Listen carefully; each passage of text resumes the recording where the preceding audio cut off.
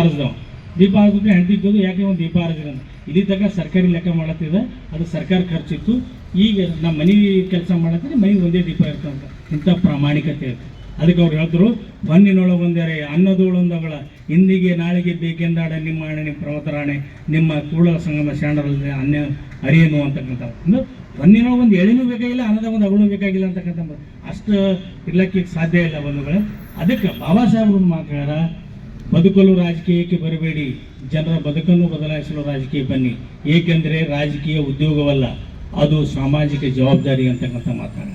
ಅದಕ್ಕೆ ನಾವೇನು ಮಾಡ್ಬೇಕಾಗ್ಯದ ಈಗಪ್ಪ ಅಂತಂದ್ರೆ, ಈ ಭ್ರಷ್ಟರು ಇರುತ್ತಲ್ಲ ಅವರಿಗೆ ನಾ ಇನ್ನೊಂದು ಮಾತು ಹೇಳ್ತೀನಿ. ಬೀಚಿಯವ್ರೊಂದು ಮಾತು ಹೇಳ್ಯಾರ, ಏನಮ್ಮ, ಕೋಳಿ ತಿನ್ನುವವನು ಕೋಳಿಯ ರುಚಿ ಕಂಡವನು ಹೋಳಿಗೆ ತಿನ್ನಲಾರ, ಹಾಗೆಯೇ ಸಾರ್ವಜನಿಕರ ಹಣ ರುಚಿ ಕಂಡವನು ಅವನು ದುಡಿದು ತಿನ್ನಲಾರ ಅಂತಕ್ಕಂಥ ಮಾತು. ಅದಕ್ಕೆ ಬಾಬಾ ಸಾಹೇಬ್ ಹೇಳ್ತಾರ, ಅದಕ್ಕೆ ಒಂದು ಮಾತು ಅವ್ರು ಹೇಳ್ತಾರ, ನನ್ನ ಜನರಿಗೆ ಮತದಾನದ ಹಕ್ಕನ್ನು ನಾನು ಯಾವುದೇ ಆಯುಧವನ್ನು ಕೊಟ್ಟಿಲ್ಲ, ನನ್ನ ಜನರಿಗೆ ಮತದಾನದ ಹಕ್ಕನ್ನು ಕೊಟ್ಟೇನೆ. ಆ ಓಟನ್ನು ಉಪಯೋಗ ಮಾಡಿಕೊಂಡು ಈ ದೇಶವನ್ನು ಆಳುವುದು ಅಥವಾ ಅದನ್ನು ಮಾರಿಕೊಂಡು ಗುಲಾಮರಾಗೋದು ಅವರ ಕೈಯಲ್ಲಿದೆ ಅಂತ ಹೇಳಿ. ಅದಕ್ಕೆ ಬಂದೊಳಗೆ ಮುಂದೆ ಬರೋ ಎಲೆಕ್ಷನ್ಗಳವ, ಅವಾಗ ನೀವು ವಿಚಾರ ಮಾಡಿ ಮತದಾನ ಮಾಡಬೇಕು. ಬಾಬಾ ಸಾಹೇಬ್ ಹೇಳಿದ ಮಾತನ್ನು ನೆನಪಿನಲ್ಲಿ ಇಟ್ಕೊಂಡು ಒಂದು ವಿಚಾರ ಮಾಡಿ ಮಾಡಬೇಕು ಅಂತಕ್ಕಂಥ ಮಾತನ್ನು ಹೇಳಿ, ಬಂಧುಗಳೇ, 1956 ಡಿಸೆಂಬರ್ 6ರಂದು ಡಾಕ್ಟರ್ ಬಾಬಾ ಸಾಹೇಬ್ ಅಂಬೇಡ್ಕರ್ ಮಹಾನಿರ್ವಾಣ ಹೊಂದಿದ್ದಾರೆ. ಬಂಧುಗಳೇ, ಅವರು ಮಹಾನಿರ್ವಾಣ ಹೊಂದಿದ್ದಾರೆ ಎಂದು ತೀರ್ಕೊಂಡಾರ, ಆಡು ಭಾಷೆಗಳು ಸತ್ತಿದಾರ ಅಂತಕ್ಕಂಥ ಮಾತನ್ನು ನಾವು ಅನ್ಬೋದು.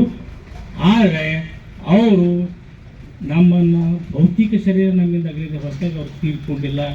ಅವರನ್ನು ನಾವು ಅನುಭವಿಸಬೇಕಾದ್ರೆ, ಅವರನ್ನು ನಾವು ಜೀವಂತವಾಗಿ ನೋಡಬೇಕಾದ್ರೆ, ಅವ್ರ ಭಾಷಣಗಳಲ್ಲಿ, ಅವ್ರ ಲೇಖನಗಳಲ್ಲಿ, ಅವ್ರ ಚಳುವಳಿಗಳಲ್ಲಿ ಇನ್ನೂ ಅಗಾಧವಾಗಿ ಅವ್ರ ಜೀವಂತಿಕೆಯನ್ನು ನಾವು ನೋಡಬೇಕಾದ್ರೆ ಈ ಭಾರತದ ಸಂವಿಧಾನದಲ್ಲಿ ಅವರು ಜೀವಂತವಾಗಿದ್ದಾರೆ. ಏಕೆಂದರೆ ನೀವು ನೋಡ್ಬೋದು, ಅದಕ್ಕೆ ಉಳಿದವರು ಏನಂದ್ರೆ ಸಂವಿಧಾನ ಬದಲಾಯಿಸಿನೇ ಅದು ಇದು ಅಂತ. ಆದ್ರೆ ಅದು 7 ಜನ್ಮ ಬಂದರೂ ಸಾಕಾಗಲ್ಲ. ಅದಕ್ಕೆ ಒಂದು ಮಾತು, ಇಲ್ಲಿ ಒಂದು ಮಾತು ಬರ್ತದ, और सूरज को क्या पता चांदनी क्या होती है, आसमान को क्या पता जमीन क्या होती है, जिंदगी भर भगवान के नाम पर भीख मांगे खाने वालों को क्या पता, जिंदगी भर भीख मांग के भगवान के नाम पे भीख मांग के खाने वालों को क्या पता भारत का संविधान क्या होती है.